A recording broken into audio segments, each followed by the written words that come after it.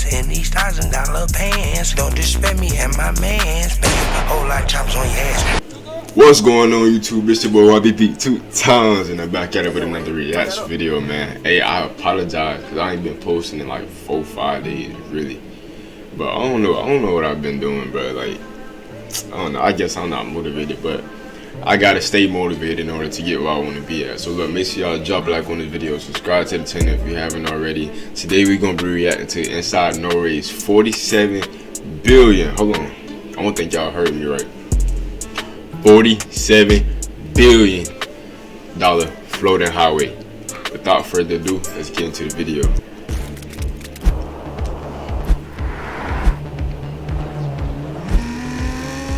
Norway is embarking on the largest roadway infrastructure plan in its history.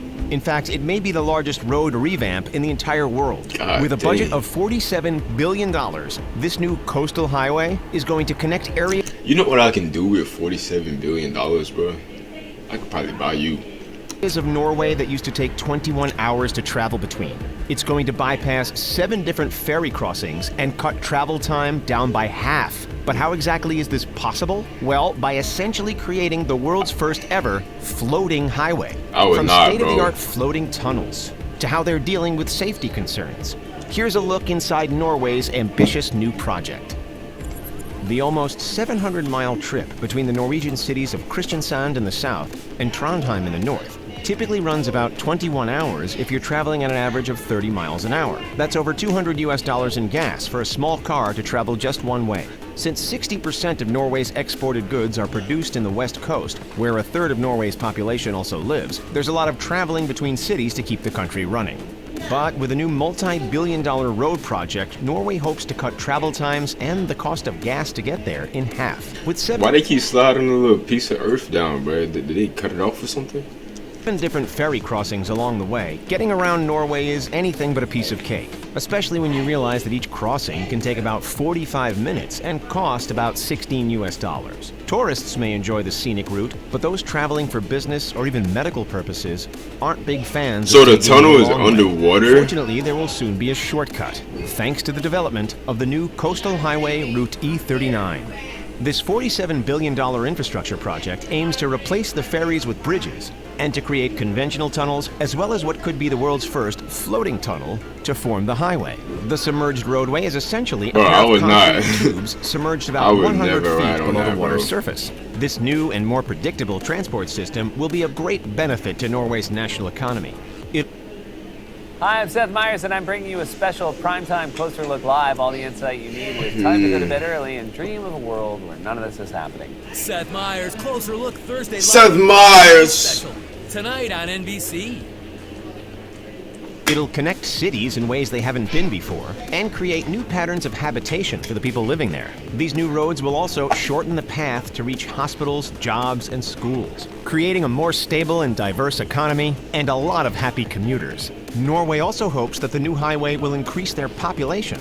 Some areas, like Tysons, a region of rural municipalities located on an archipelago off the coast, have lost over 50% of their population in the last century due to inaccessibility. The trend of population loss is continuing across Scandinavia. There are many benefits to restructuring the E39, but preliminary estimates show that the required investments and improvements will cost much more than the $47 billion highway budget. They estimate it could even be as much as 340 billion Norwegian krona or $38 billion US extra. So why exactly does Norway want to embark on this crazy floating tunnel strategy instead of just making more bridges? Norway has a few environmental issues with making roads. First, the harsh weather conditions can be unpredictable, with roads often closing and ferries having to cancel their departure last minute due to snow, heavy winds, or high waves. This leads to people driving for hours only to be turned away at crossings and forced to put their plans on hold. Norway is also home to many deep fjords, which makes things like bridges necessary. But they can have a huge impact on the environment and be unsafe in those harsh weather conditions. To decrease environmental impact and maintain— That's what their houses look like? Safe in those harsh weather conditions. To decrease— Bro, they don't even have no— they can't even walk in between the houses. Increase environmental impact and maintain like that. Norway's natural beauty. The best and most efficient highway is the one that's almost completely hidden. With this in mind, the innovative new design Norway is going with is known as a submerged floating tube bridge, or SFTB. Ariana Minaretti, a chief engineer in the Norwegian Public Roads Administration, told CBC that some stretches they have studied will have average-sized tunnels of about 5 to 6 kilometers long, while others might be only 600 meters long. She also explained that the submerged floating tube bridge, Bro. It's 1996, the beginning. It's just a dream. was actually first conceptualized by naval architect Sir Edward Reed all the way back in 1886. It was proposed again in Norway in 1923, but the technology still wasn't quite ready for such a big project. Now, finally, the idea dating back more than a century is close to becoming realized. With bridges that span long distances, you need arches and suspensions at certain points. But for a submerged floating tunnel, if you do it absolutely correct and balance the weight of the structure with the buoyancy of the structure, it can go on forever, said Niels Erik Anders Ronquist, a professor of structural engineering at the Norwegian University of Science and Technology, who now works as a consultant on the new highway project. When a fjord is deeper than 100 meters or wider than 2 to 3 kilometers, the seabed is too deep for a traditional rock tunnel because it implies the use of a huge amount of land on the shores. Suspension bridges seem like an obvious second choice, but the harsh winds can endanger travelers and force the closure of these bridges. But with a floating tunnel, all of these issues can be avoided. Though the floating tunnel is buoyant, the tube itself isn't actually floating. The tubes are stabilized by cables tethered to the seabed, or by pontoons floating on the surface at roughly 800-foot intervals. The pontoon idea is likely the safest, because boats will be able to easily see the location of the tunnel. Yeah, and that's the true. actual tunnel far enough beneath That is very true, boy. What if a big ship just come and hit the little floating highway, bro? What if you own a bridge? What if you own the highway and a boat just gonna smash it? Bro, that's scary, bro. Look at all that water you finna be in, bro. You already underwater, bro. I don't trust surface. it. Ships, I can't trust boats, that. and even submarines will be able to easily avoid collision. The experts have decided that 20 to 50 meters, or between 60 to 150 feet below the surface, is sufficient depth to avoid collisions with water traffic, enough. while also avoiding a depth that could cause increased water pressure. I don't One of the think that's proposed enough. new tunnels is in Bonnefjorden, and it's called the Rogaland Fixed Link, or simply Rogfast. Construction has already started on the submerged tube bridge that'll be 390 meters deep and have a 27-kilometer long tunnel, making it the deepest and longest undersea road tunnel in the entire world. A spur connection to the island municipality of Kvitsøy will be included in the design, creating a place where people can exit the E39 to enter a small village. Like conventional tunnels, the floating tunnel will also have escape routes What in the motorists world? can take to return to the surface in case of an emergency. The Rogfast tunnel will have emergency exits every 200, What? Bro. creating a place Look at where this. people can exit the E39 to enter a small village. Like conventional tunnels, the floating tunnel will also have escape routes that motorists could take to return to the surface in case of an emergency. The Rogfast tunnel will have emergency exits every 250 meters, 820 feet, along with emergency lights and phones at various intervals. The work on this particular tunnel started in 2018 and was expected to be completed in 2026 for a cost of $2 billion US. But with the project already overrunning cost estimates, it's now only expected to be completed by 2029. The government has proposed fundraising of an extra 1.3 billion Norwegian krone, or $145.5 million US, and they plan to put a toll in place for 20 years after the tunnel's completion, with a fee of 150 krone per passage for light vehicles. That amounts to about $16 US, which is about the same price it would take you to hitch a ride on one of those ferries. The design for these submerged tunnels is definitely innovative, but with innovation comes a lot of brand new problems. Fires and explosions are a major concern, as escaping an underwater tunnel isn't exactly the easiest thing to do.